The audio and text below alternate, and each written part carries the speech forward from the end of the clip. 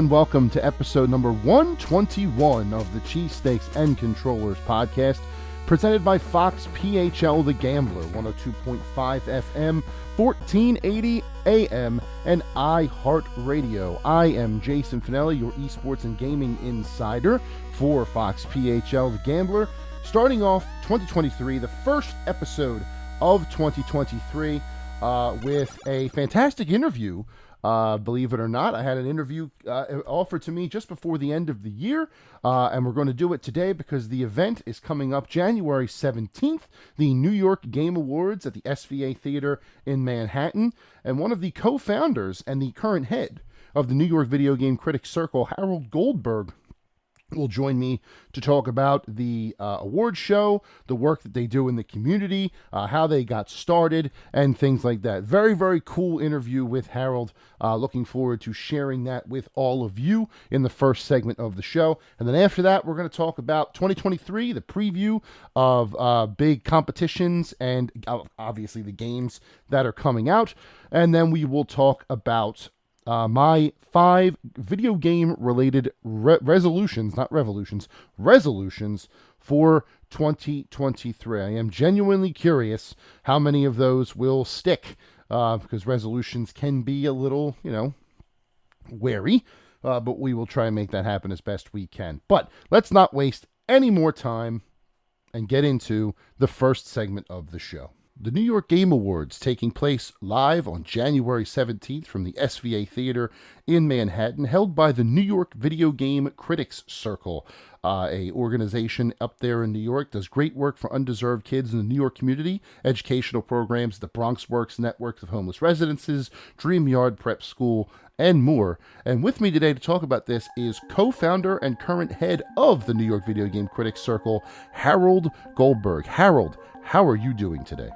I'm good, Jason. Thanks for having me on. It's an honor and to talk about the New York Game Awards and be with you here. So for those listening who might not be familiar with your organization, the New York Video Games Critics Circle began back in 2010. What was the central goal of the group at its inception, and how has that goal potentially shifted or not shifted at all throughout the years? So that year I had a book out called All Your Base Are Belong to Us, How 50 Years of Video Games Conquered Pop Culture. You mentioned, it's a good name. People thought it wouldn't sell, but it did quite well, because there are good game fans up there still buying it to this day. But and you mentioned Rockstar. I really got inside Rockstar and interviewed the Hauser brothers for that book. So I think maybe that's one of the reasons it sold well. But I had a number of opportunities after that book came out. Worked for game companies as content head, or maybe there'd be a documentary about that book. But I kind of said, well, what can I do to begin to give back a little? And I came up with the idea of the New York Video Game Critics Circle. So there was probably 4 people at that first meeting: Evan Narcissus, who now is a narrative designer, Andrew Yoon, Dan Ackerman from CNET, Tracy John. So we were together to advocate for ourselves. But a few years after that, Catherine Soros, who's now our board secretary, said, why don't you go up to the Bronx at this place called the Dream Yard Prep School and teach them how to write college essays. So there was the young man I dealt with. He felt like he was an outsider in the group. And it's kind of a school of outsiders in a way. So he asked me, if I go to college, will I eventually find people who like me? And I said, yeah, you kind of find your people in college. I mean, that's was my experience anyway. But I was really quite moved by what he had to say. And I came back to the group and I said, look, we have, I'm not sure how many members we had at that point, but I had calculated we had about 800 years of working in video games. And let's take that up to the Bronx. And so we started teaching at DreamYard after school. It took off so much so that they now have a Bronx Game Center up there based on our curriculum and other cool things. And we decided then to become a nonprofit, and that was actually, it's hard to do. It's a special kind of hell, but we did achieve that in 2018, and we've been going strong since. Our board chair, Ted Houghton, has spent his life within the homeless community and the shelter community, trying to make good things happen there. So we through him we were able to begin to teach at homeless shelters and homeless residents. So that's we kind of carefully craft our curriculum for them, as we do with all the other schools that we mentor in, and we have paid internships within our nygamecritics.com website. 95% of that is written by underserved folks, yeah, we just keep going. This will be our 12th awards. Now, that's excellent, and it's interesting that you mention the bringing in someone who's familiar with the homeless network in the city. You don't want to have too many people who were just focused on video games and not know who to talk to or who to go with in order to help these people. But also at the same time, if it's mostly people who are dealing with the homeless in the city, and they don't have the video game knowledge, that's an issue too. So it's interesting that you have that dichotomy there within your system. Yeah. So, I mean, Ted knew the ins and outs of creating a nonprofit. We procured some nonprofit lawyers who worked for us pro bono to get us through that process. But Ted is an old friend of Helen Pfeffer, my fiance, and also senior editor at the site. So I knew the great work that he was doing in the Bronx here and throughout the city, and he knew exactly where we should go to bring these classes, because it's not everywhere that necessarily wants them or understands them, but the places that we do go to really embrace it. And in fact, the mayor's office of media entertainment, they did a short documentary on us last year. You can see that on our site, and it's also was nominated for 3 New York Emmys, and it's really short, but it gives an idea of what we do in the shelters. That is excellent stuff and great stuff going on there. nygamecritics.com, if you have not heard of their website. Very easy, has all the members there, the nominees there. We'll get into that stuff later on in this interview, but I'm personally not familiar with other city or region-based groups like yours. Are there other organizations around across the country that do stuff like you, maybe even satellites of your group? And similarly, have you ever been contacted by someone who's looking to start one in their town? So it's a unique organization, and we some of our critics has said, well, I'm moving to X and I'm going to start something there, and a couple of people on the West Coast said, oh, that's such a good idea, I'm going to start it here. It's a lot of work. So the ideas to start one is a great one, but really it is so much work to get going and keep it thriving. So that perhaps is why it's nowhere else in the country, maybe not in the world as far as I know, but it also gives us a niche to hang our hats on. And when we go try to raise money for the group, that from philanthropic organizations, they kind of understand, well, there's nothing else like this. And it kind of combines like old school stuff. So it combines writing narrative, game narrative, and writing reviews, and also like the top tech stuff that's going on today. When we bring in a computer, it's a brand new gaming computer, and we can tell, like, take it apart, guys. Let's see what makes this so fast and what makes it work. So, or like if we teach Last of Us 2 as well, and so, like, look at this trailer. Why did this make me as an old guy cry? You look at it, and then, I look around the room, and they're tearing up as well. So, it's not only creating communications and team building, but it really is an empathy for students who haven't had the chance to really have deep dives into the world of games. Now, you mentioned the kids getting to open up the PC. That must have been a very, very cool moment for them to be able to, tinker with all the parts in there, take everything out, how much it works. They must have really reveled in that, wouldn't you say? Well, I think they revel more about games. Like, yeah, and I think the thing that really um, makes us keep going back is their in the sheer unadulterated enthusiasm about games. So there's stuff they don't like, and they get a little heated about that. But they're just like, "Oh, I can't believe you brought in this new game for us to check out." Or there might be an indie game that uh, you know we're just beginning to teach Wayward Strand, which is by a small indie group in Australia, which a young person goes to um, a hospital to check on old people or seniors who are sick. And it's really kind of interesting. It's full of empathy and and narrative, and we kind of like to focus on narrative in the classes we teach.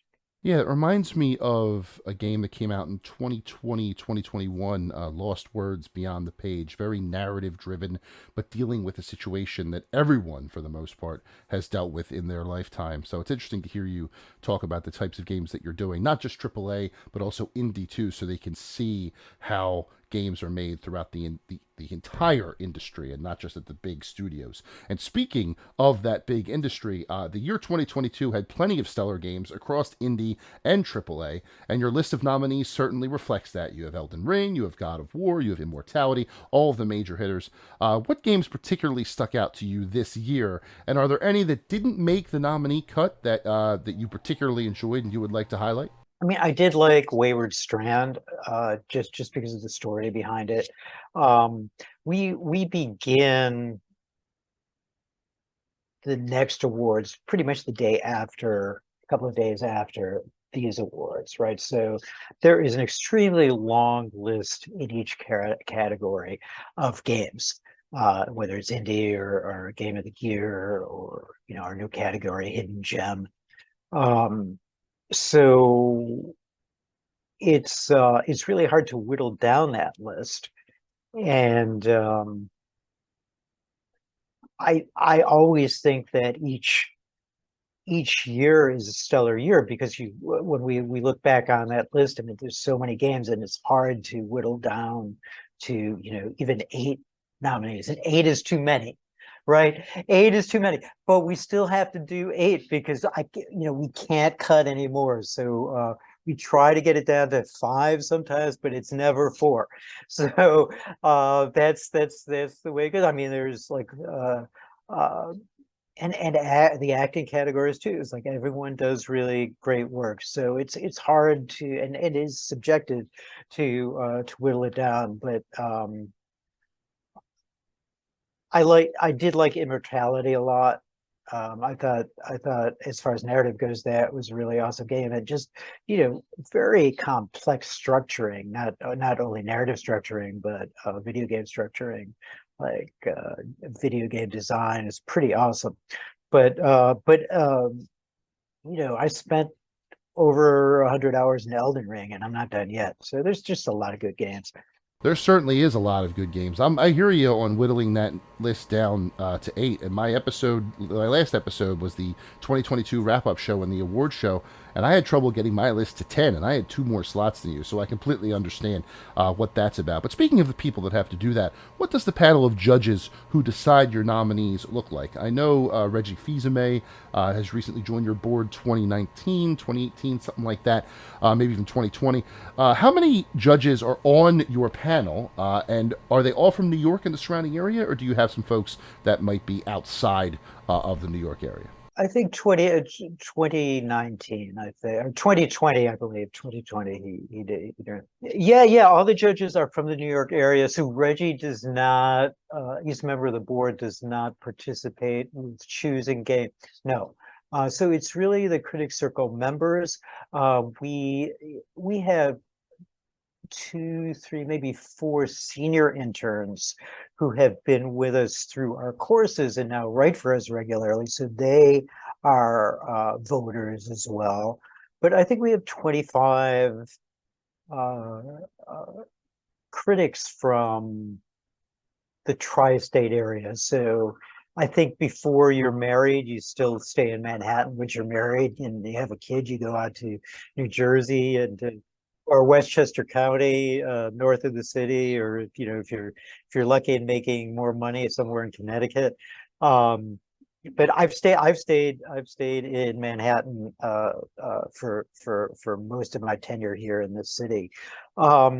So we have a journalism committee headed by Nick Capizzoli. Our journalism award is pretty unique, and we Nick does the same thing. He has a long list. We all get together at a bar to whittle down each piece in the long list, and it really, by the third or fourth round, there's just anguish and pain, and like, how can we cut this, how can we cut that. It's possible we will publish that long list after the awards, but yeah, that gets a little spicy, because people do really care about the journalism they read and become close to. Also, we have an esports committee, and so they whittled down the esports award to 5 or 6. I think it's just team this year that, or player this year, that we're talking about.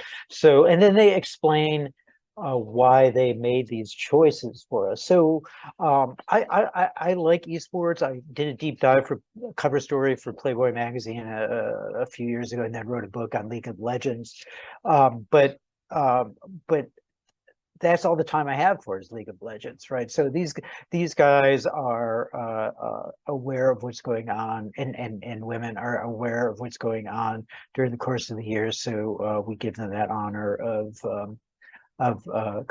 choosing the long list and then whittling down to the title nominees for us. And then everyone in the group has the opportunity to add stuff. So if they don't like stuff that's on say the esports list, then they can suggest other people to add. And the same thing with every category on down the line. Yeah, and I'm looking at your list here on NewYorkGameCritics.com, and I'm seeing a lot of names that I recognize from the world of journalism: Lisa Marie Segura, Stephen Totillo, Tony Polanco, Alyssa Mercante, Carolyn Pettit, Jordan Miner, the aforementioned Nick Capizzoli. There are a lot of names that I've seen and worked with throughout the year, so it makes perfect sense that the list that came out is as good as it is when you have a core panel like that.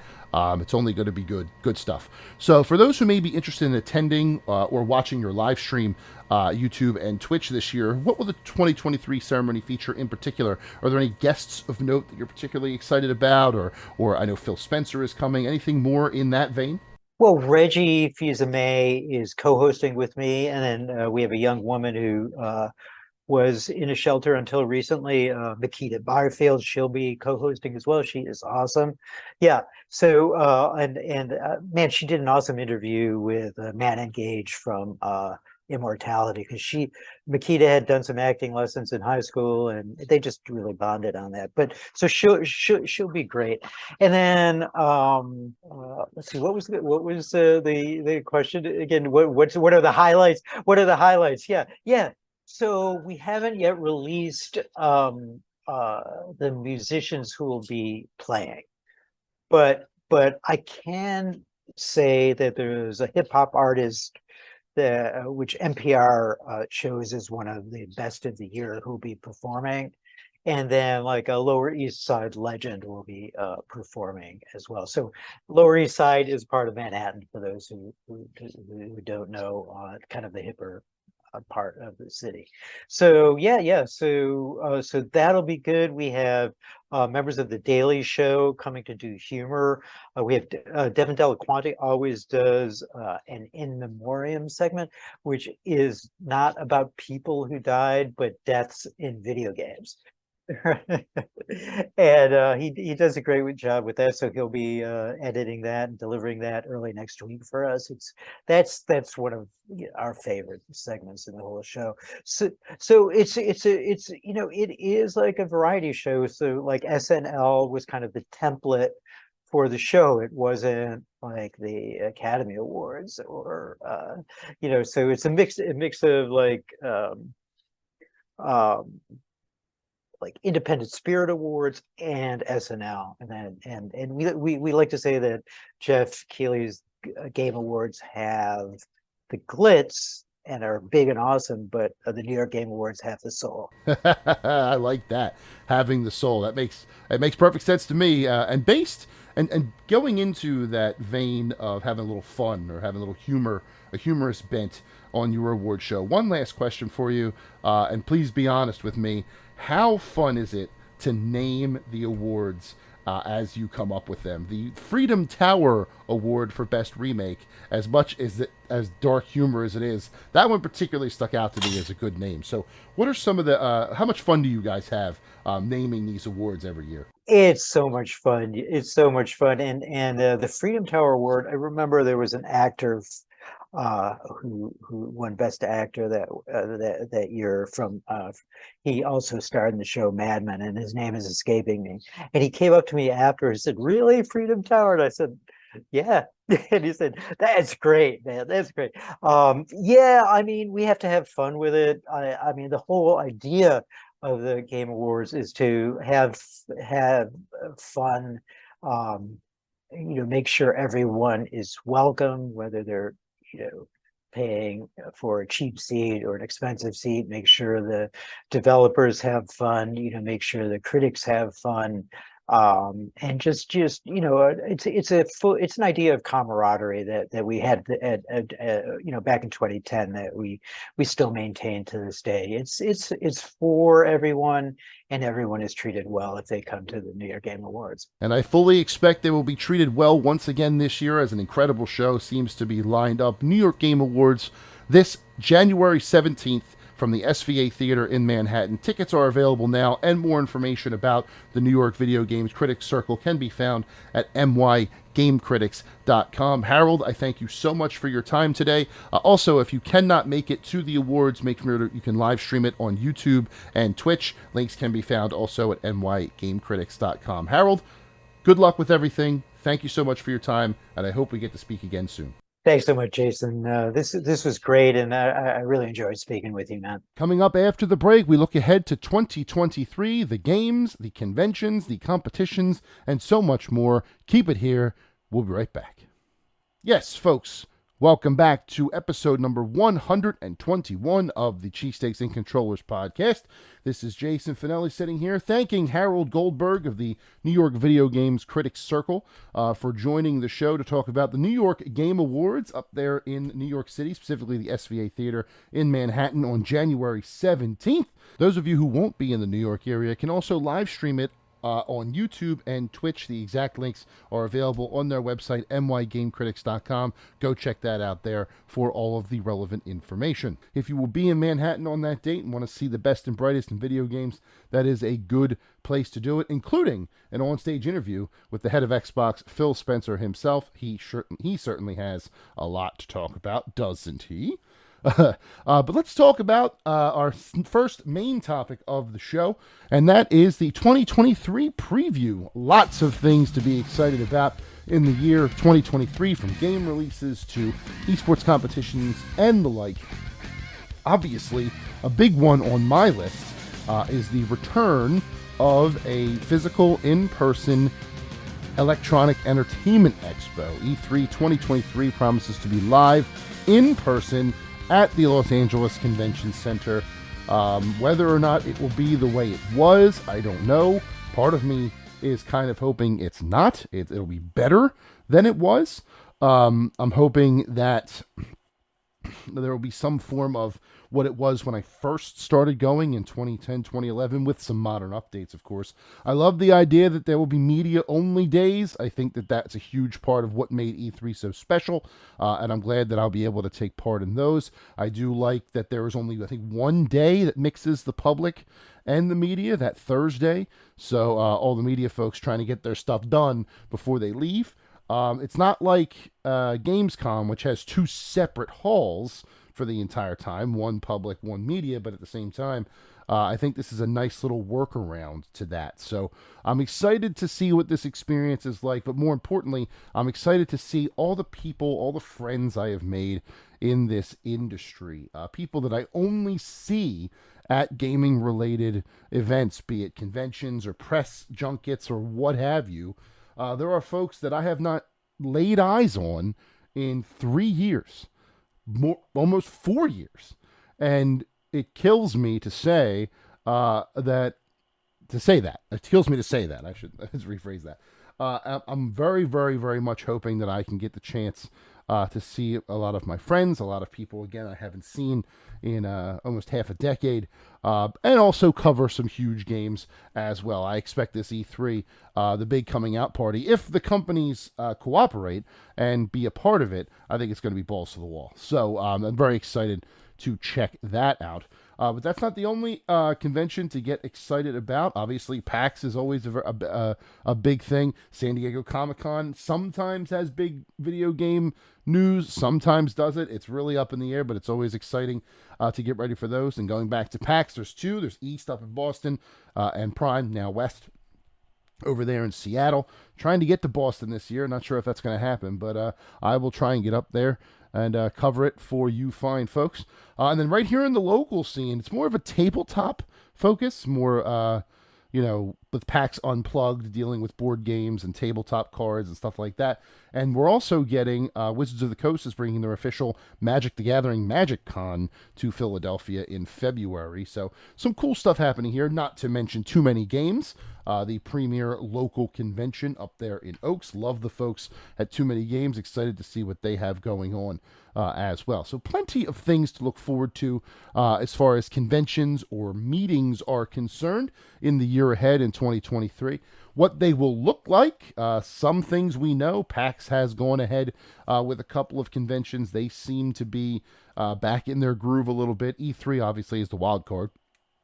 Partially because we don't know what E3 is going to do, and partially because we don't know what Jeff Keighley's Summer Game Fest, which is happening concurrently or right before or right after, somewhere in that window, we don't know what that's going to look like either. It's going to be a very interesting year in LA in June, and I, for one, am all for it. Very excited to see what's going on there. As for the esports or the competitive gaming things, I'm excited for EVO. I'm excited for the entire fighting game community, honestly. I think a lot of older tournaments or a lot of legacy tournaments that have not really been able to be around might show up again this year. I'm expecting Combo Breaker in Chicago to pop off again. Maybe Final Round in Atlanta was a huge one. I think we'll be back. Obviously, Big E Gaming here in Philadelphia will still be doing Winter Brawl 3D, Summer Jam, NEC in December. And I think I'm forgetting one. I don't know if he's still doing April Annihilation. I think it's Winter Brawl 3D now. But I think he does three, possibly four. But he will definitely be popping off at either in Cherry Hill or down in the city at the where he's done it at the block over there by Nerd Street. So plenty of local competitions to get into as well. As far as the more grand leagues are concerned, I honestly, after the news this week, and this part really sucks. I'm not going to lie. What I'm about to say here, this part of this episode right now, it kills me. This is going to be a major downer part, unfortunately, of this episode of this 2023 preview. Because unfortunately, if I cannot preview 2023 in esports without talking about the fact that there is no more local Overwatch to preview. As of this past week, the Philadelphia Fusion have rebranded to the Seoul Infernal, and they will remain in Seoul, South Korea permanently.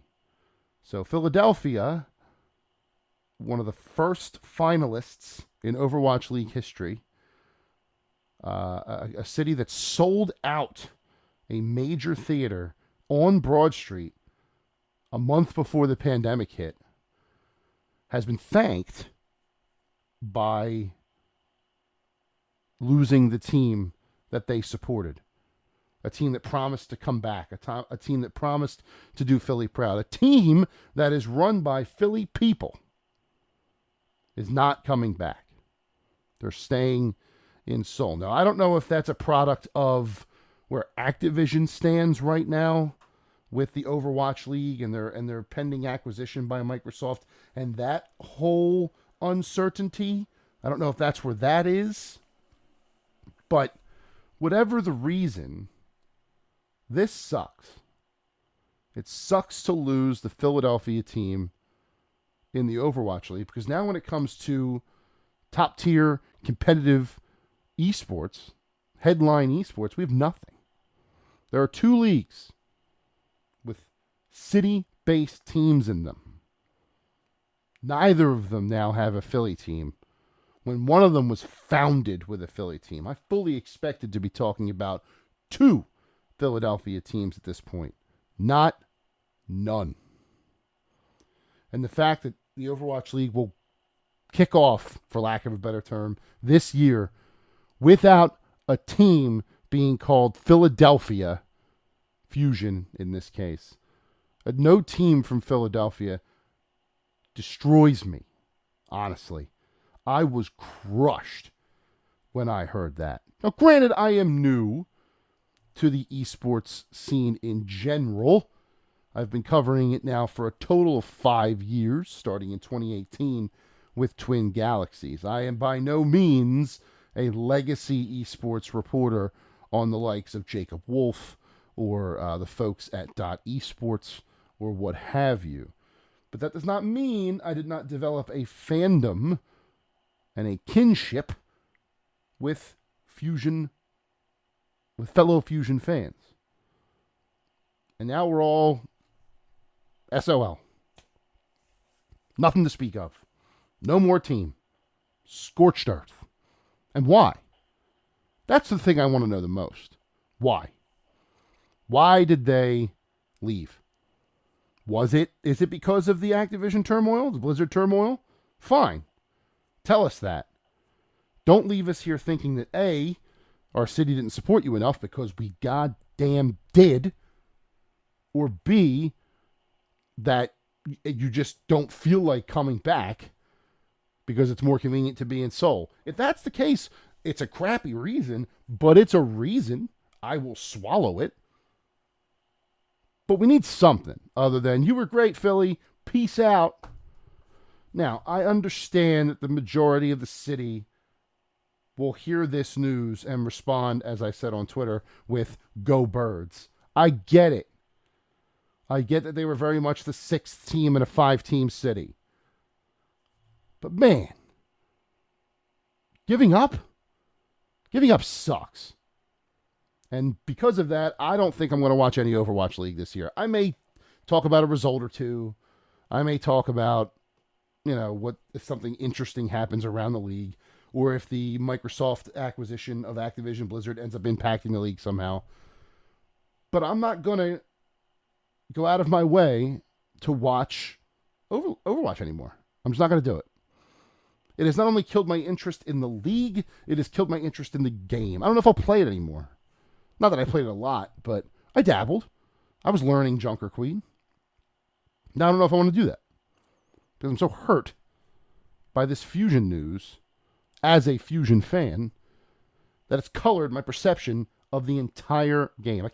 I haven't looked at an Overwatch screen since, unless it was a header image in an article that was on my feed. I have not gone out of my way to look at Overwatch since that news. I can't.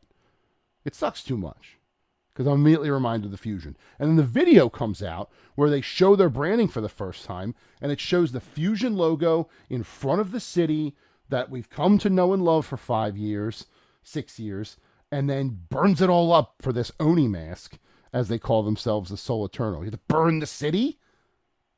I mean, could you be any less subtle? I'm really hurt by it, and I had to get that off my chest. I did not want the 2023 preview to turn into a Fusion rant, but here we are, and I'm sorry about that. But I will not end this segment on a bad note. I will end it with some cool games that are coming out in 2023, because dang it, I'm still going to play some cool games. For the horror inclined among us, we have Dead Space, the highly touted remake of the 2008-2009 survival horror epic. That will be out on January the 27th. That is not for me. I don't trust my own heart. I have a history of heart disease and heart attacks and stuff like that in my family. So me and horror are arm's length. But for those that are into it, I hope it's the scariest game you've ever played. But before that, on the 20th, we have Fire Emblem Engage. And then we also have a little under-the-wire sort of indie game called Vengeful Guardian Moonrider. You should be looking into. Made by the people who played Blazing Chrome, which is basically a New Age Gunstar Heroes. This is very much in that, could be on the Sega Genesis sort of vein, which is awesome. Check it out when you get a chance. Fire Emblem Engage, obviously new Fire Emblem story, but with old Fire Emblem characters. I like the idea of how they're importing those old characters into the game via the rings. It's an interesting concept. The previews came out this week. Looks very, very good. Looks very, very much like, Fire Emblem, but not bad. Going into February, probably the most controversial game of 2023 to get started with, and not because of anything the game itself did. Well, that's obvious. That actually might not be true either based on the story teasers that we've gotten. But there is a lot of tumult, and justified tumult, don't get me wrong. I don't want you to think I'm discounting this. I'm just breezing through it because I'm trying to get through this list of games. But that's Hogwarts Legacy. The whole Harry Potter franchise is tainted these days thanks to the frankly stupid opinions of its creator. Without getting too much into it, she can fly a kite, as far as or trip on some turf, maybe would be a better term. But that game's going to have a lot of interesting controversy around it when it does launch. It's bad enough that the story, based on what we're hearing so far, might have a little bit of anti-Semitism in it. I mean, it's implied. It's that they're not coming out and saying we hate. I don't really want to get into that. You can look it up for yourself. But yeah, Hogwarts Legacy is going to be an interesting launch on the 10th. Whether or not it plays well basically seems irrelevant at this point. It's more interesting to see how it will be received at all. But Theorhythm Final Bar Line. I love the Theorhythm games. If you like Square Enix's music, check that game out. It's basically playing a game but listening to the music at the same time. It's just awesome. Make sure that's on your list. Atomic Heart is an interesting shooter on February 21st. Love me some Blood Bowl. Blood Bowl 3 coming out February 23rd. I was in a Blood Bowl league once. I think maybe I'll talk about that one of these weeks.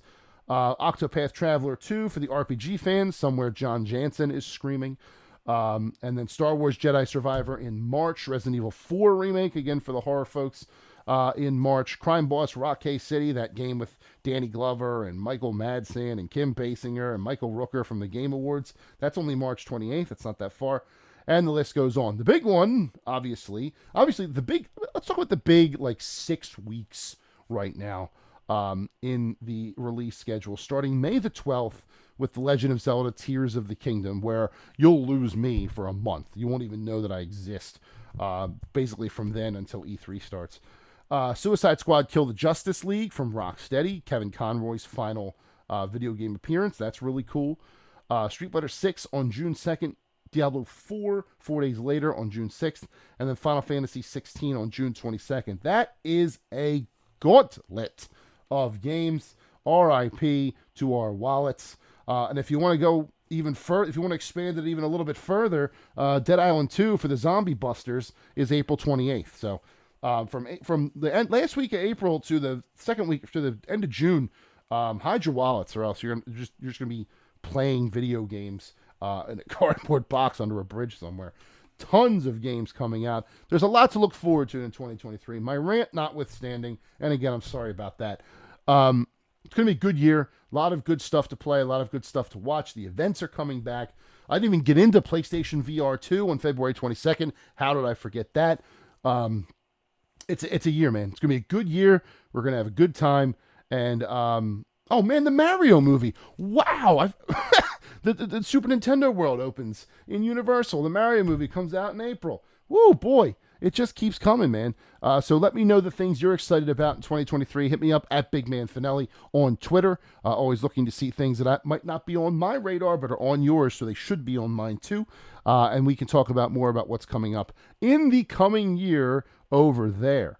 But coming up after the break, our final segment of the show, I'm going to run down 5 gaming resolutions I have made for 2023, and maybe I'll give a percentage as to how likely they actually are to happen. Stick around. All right, welcome back to Cheesesteaks and Controllers, episode number 121. We are getting now into the 2023 gaming resolutions I have made for myself for the coming year. Do want to say a thank you once again to Harold Goldberg from the New York Video Games Critics Circle for joining me, talking about the New York Game Awards coming up January the 17th. Fantastic interview with him and a fantastic event. Hoping to get to that one of these years. Not sure if it's going to happen this year, but one of these years I'll get up there. It is close enough. You'd figure New York should be something that I should be keeping an eye on. It's only 2 hours away. Being a Philly guy, I don't think about it too much, but, New York, Philly, we'll be fine. But let's get into those gaming resolutions for 2023. These are 5 things across both video games and esports that I want to do, I want to focus on to make my gaming experience in this year a little bit better. And the first one is pretty simple. It's play more single-player games. Finish more games. Play more of the high-profile stuff that comes out. Now, that's not to say I didn't play a fair share in 2022. I did. I reviewed a lot. I played some games on my own time. I would not have played Norco if I had not done it myself, and that was one of my favorite games of the year, made the top 10 list. But I do think that when I sit down to play a game at night, my gaming time in 2022 at least was dominated by the daily live service games. Fortnite, Fall Guys, Multiverses, and then at the end of the year, towards the end of the year, Marvel Snap on my phone. Very much dominated by games that are, you pay to get stuff. It's free to play, but you're always, so you're trying to get a battle pass and more levels and stuff like that. And it turns my favorite hobby into work, into a chore, which, I'm a writer. I'm a freelance writer for websites, writing news and stuff like that. I've done enough turning my favorite hobby into work. I don't need to actually make the physical act of playing a video game work. Now, when this too is, go through the backlog. I don't know if anybody else does this, but I have an Excel sheet with a bunch of games that I want to play to completion. I didn't update it, I think, in all of 2022. So I missed a lot of stuff there, but 2020 and 2021 stuff on there. I may go back and revise it, take some things off, put some things on. Like, I've always wanted to play the Yakuza franchise. There's 8 games now, and I have them all on Xbox downloaded to my Xbox in the event that I finally press play on one of them. So I want to do that in the coming year. There's other, like Paradise Killer was an indie title I wanted to play. And there are many more. Neon White I didn't play either. So there's stuff that I missed that are in my backlog that I want to check out. Plus, I want to keep up with the big 2023 releases that we already talked about. I know I'm going to play the hell out of Zelda. I know it. I'm telling you right now. When Street Fighter 6 comes out, I'm going to blast through that world tour. But I need to make the time to do it, and I can't focus on Fortnite much as I love it, Fall Guys much as I love playing it with my kids, Multiverses much as I love that, and Marvel Snap. So I'm going to try and limit how much I play the live service games and play more of the single player stuff and get back into the type of gaming that got me into the medium in the first place from when I was a child. And caveating on that, the second resolution is play more games in genres I don't usually play. I mentioned in the last segment that horror and I are at arm's length because I don't trust my own heart, my own ticker. But maybe I'll make an exception for Resident Evil 4, which is a classic all-time game, and one that I did actually play in 2007, the Wii edition, the fantastic Wii edition, where you could aim with the Wii remote and shoot. I did play that one to completion. So, and Resident Evil is like the one franchise that I can play through. 7 and 8 were difficult, don't get me wrong. That Benvenuto house with a baby in Village still haunts me. First person stuff was rough, but like the third person, I played through Resident Evil 5 with a friend in a weekend, basically. The two of us co-opted together. 4 I've played, 3 I've played 2. So I can do Resident Evil. So I'm hoping that with Resident Evil 4, that trend will continue. But also, too, like strategy games. I don't play a lot of strategy. I'm hoping to play Fire Emblem Engage when that comes out. I know I play fighting games more than any other genre, probably, but I'd like to really sink my teeth into a fighting game this year, learn a character, maybe get decent with it using the Vitrix fight stick I have. Maybe instead of just going to Big E Gaming competitive tournaments, I'll play in Big E Gaming competitive tournaments and see how I do. It won't be great, but I'll try it.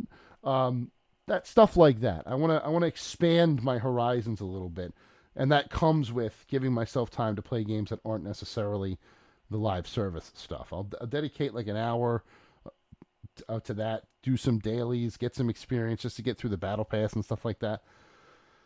But I don't want to do it at the expense of my other gaming, which I kind of allowed to happen in 2022. I don't want to get back into that habit. So I'm going to try and kick that in 2023. Moving on from that, resolution number 3 is related to competitive gaming, and that is watch more of the smaller competitions, not just the majors. Obviously, EVO, biggest fighting game tournament in the world. I love watching it every single year, but there are other tournaments, and not just other majors, that are worth watching. There are weeklies, Wednesday night fights, and like NorCal does stuff, and New York does stuff. There's streams to watch all the time and learn from of people playing fighting games. And I want to watch more of that. I want to watch like Rainbow Six Siege. I love watching Rainbow Six Siege, but I only watch the majors, the Six Invitational, and each of the, quarterly majors or whatever it is. I need to watch more of the regional stuff, the regional like North American tournaments. I could get into the APAC tournaments and stuff like that too, but I feel like North America would be the best intro into that. And then from there, I can take the knowledge and apply it to the majors when they happen, right? Valorant, too. Valorant is another one that I want to jump into. As much as it will pain me to root for T1, considering what they did to the Fusion, I will do it because Carpe is there. Carpe didn't make that decision. Carpe just wants to play video games. So I'll root for Carpe and T1 Valorant and see how they do. But, I want to just not limit myself to the major esports tournaments, the major gaming tournaments that happen. I want to make sure I keep an eye on everything. Keep an eye on every tournament there is to watch, see some up-and-comers and stuff like that. Really broaden horizons there as well. These are all going great, aren't they? They're just going wonderfully. I'm really setting myself up for failure here, I think. But it's okay. We're going to try it. We're going to attempt it, and we're going to see what happens. Number 4. I like this one. I've had this idea for a while. It's something I've wanted to implement. Not because it will benefit me, obviously, in the long run, but I think there is a way to do it that won't be too intrusive, and that'll make sense in a second. And that is work my gaming into my workouts. Obviously, like everybody else in the world, I've dedicated 2023 to bettering my physical appearance and my physical, status, let's call it. I tilt the scales a little more than I would like to, just like everybody else, although mine's a lot more, if we're being honest. But I'm going to make the attempt. I went to the gym 4 times this week, did some damage there, and I have these free weights next to me that I've been using. Every couple of days, I'll do a couple of reps of different exercises, but I also want to implement that into gaming. What I mean by that is, so say I finish a chapter or finish a mission in a single-player game. I'll do like 10 reps on the bells. I'll pick a pose, and I'll do 10 reps on the dumbbells. When I'm playing a match of Fortnite, when I'm going through a solo, if I lose the match, I have to do the amount of push-ups or sit-ups or crunches, what have you, in the amount of how many kills I gotted, minimum 5. So if I didn't kill 5 people, I have to do 5. But if I killed 5 or more, I have to do that many sit-ups, push-ups, crunches, whatever, if I don't get the victory. And I don't get victories a lot. So if I play 3 matches of Fortnite and I get, 2 kills here, 7 kills there, and 1 kill there, and I lose all 3, that's 17 push-ups, crunches, sit-ups, what have you. I could change it per match. I could be 5 push-ups, 7 crunches, and then 5 reps with the bells, whatever it is. Things like that. Set little fun stipulations, added bonuses to the games that I'm playing. And if I don't win in the game, I have to do the exercises, so maybe I can win a little more real life, I think I've always wanted to do some implementation like that, where I mix exercising and video games together, but I haven't really found the sweet spot on how to do that. And I think this, what I'm mentioning now, might be that sweet spot. So I'll figure it out. I'll see if I can work it into a routine. And if I can, awesome. If not, then more working out, going to the gym, and then using game time to relax and decompress. That basically achieves the same thing. So it's 6 of one, half dozen of the other. Either way, I'm working out, which is what I should be doing to improve my health. And watching my diet, but that has nothing to do with gaming. I don't eat my games. I play them. So that's maybe, and you can try that too. If you have any implementations that you have done where you've worked exercise into your gaming, and not by playing the exercise games like Just Dance or Ring Fit Adventure, stuff like that. If you've worked in little nuances on how to do that, let me know. I'm always up for new ideas at Big Man Finelli on Twitter, obviously. But that's something I would like to give a chance in the coming year. And then finally, I'm going to try and stick to this one. And it kind of bleeds from the rant I went on in the second segment about the Fusion not being a team anymore. I feel like that was an esports decision, right? It was an esports decision. There have been a lot of weird esports decisions, small orgs and young and large orgs alike. The influence of crypto in esports worries me. Right? The whole FTX thing obviously affecting Team Solo Mid, because Team Solo Mid added FTX to their name. So there's issues there. So I am going to try, and I'm probably going to fail. This is probably not one that's going to stick, but I'm going to try and make it stick for as long as I can. I'm no longer going to use the term esports as of that sentence.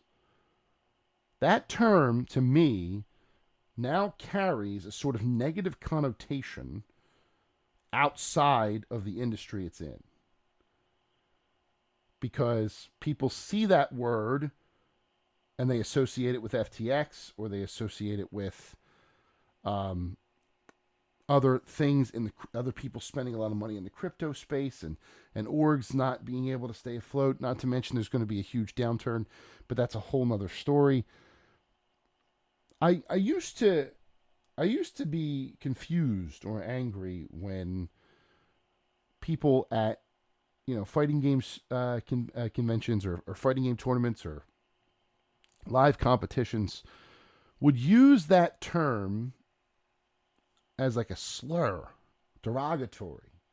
Oh, we're esports, right? And I always thought that was weird, but in the last couple of months, I've kind of seen the light on that argument, I don't want, there is an inherent difference between an esports organization and, say, a professional football franchise. And I'm not talking about, in depth or because obviously the NFL's been around a lot longer than competitive gaming has.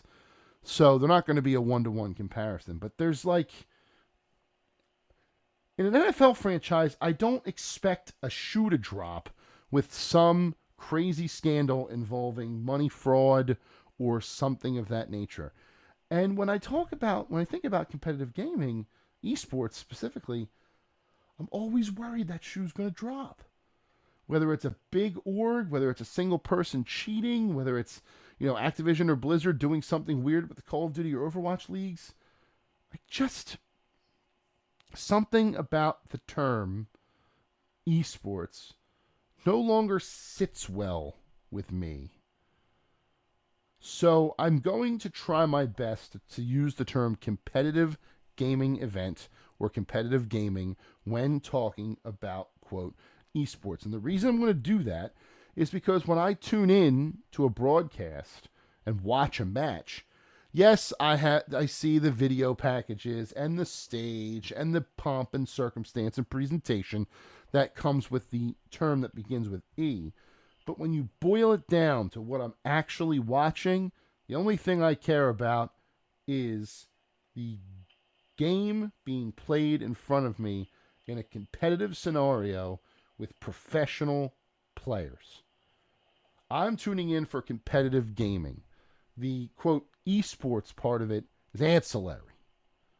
Now, there are some people who are fans of certain orgs, right? You'll have your 100 Thieves fans, you'll have your Optic fans, and that's fine. That's fine. Obviously, they're big enough that they'll be able to weather any storm, though I do not think that they are immune to any of these issues, like crypto or what have you. They're big enough, I think, to be able to survive those things. But all in all, the term esports, to me now, is tainted. And again, half because of the FTX fiasco, half because of how Overwatch did my team and my town dirty. So is there a little bit of bias in this? Perhaps. A little latent, subtle bias below the surface. Anger. Being upset about what happened. But ultimately, I feel like competitive gaming better describes what people should be expecting from it anyhow. As much as League of Legends loves to put up those fancy graphics packages and the big trophies and the band made out of characters from the game, which, no disrespect, KDA is awesome. But that's all ancillary to the competitive video games being played. So from now on, competitive games is what I'm going to call it. I'll now be the gaming expert, competitive and general gaming expert at Fox PHL The Gambler. Because now, in my opinion, esports is a dirty word. And I can't do it anymore. The industry needs to change. I don't know what that fix is, but something about the industry after this downturn that people are predicting needs to change for long-term sustainability. And again, I don't know what that is. I'm no expert, but I do know it's needed. And hopefully we'll get it sooner rather than later.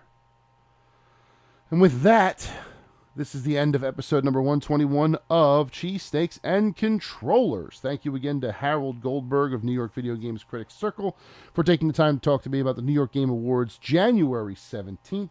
I believe it will be either live streamed or there will be some sort of result you can follow online on Twitter. Perhaps even the Critics Circle Twitter themselves will have more information on that. But a cool event that you should check out when you have a moment. Also, I hope you enjoy the year 2023 in video games. Lots to like coming out. Lots of things to look forward to. Let me know your 2023 gaming resolutions on Twitter at BigManFinelli. Please feel free to reach out to me. Give me your ideas, both for this, both for resolutions and the things you're most looking forward to in video games or competitive games in 2023. But among all of that, I hope you have a fantastic weekend. I hope you have an even better week right behind it. And I will be back next week with more of the greatest in video games and competitive gaming right here on Cheesesteaks and Controllers. Goodbye and good night.